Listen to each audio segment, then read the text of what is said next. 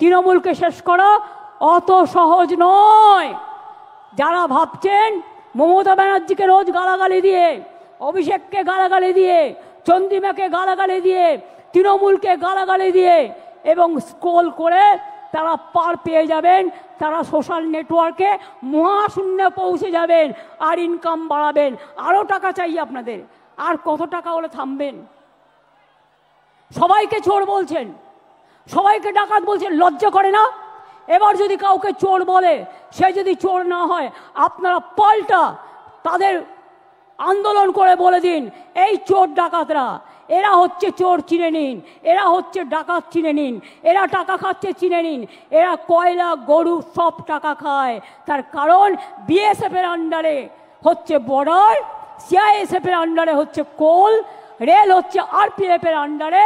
শিখিয়ে দিয়েছে, আমার পোস্টার ছিঁড়ছে, এত বড় সাহস বাংলায় থাকবে আর আমার পোস্টার ছিঁড়বে।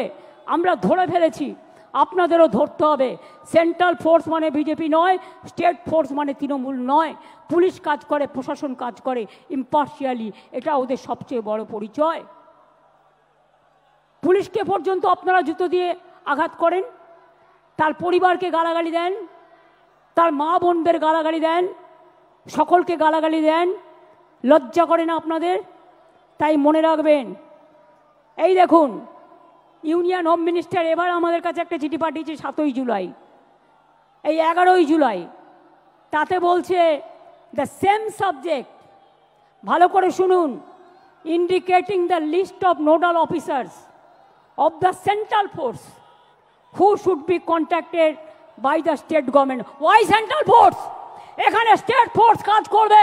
Y central force? আগে পহেলগাঁও সামলাও, কাশ্মীরকে পাহাড় দাও, বর্ডারকে পাহাড় দাও।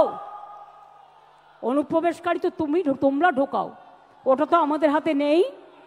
কাস্টমস আমাদের হাতে নেই, সেন্ট্রাল এক্সাইজ আমাদের হাতে নেই, রেল আমাদের হাতে নেই, সিভিল এভিয়েশন আমাদের হাতে নেই, বর্ডার আমাদের হাতে নেই।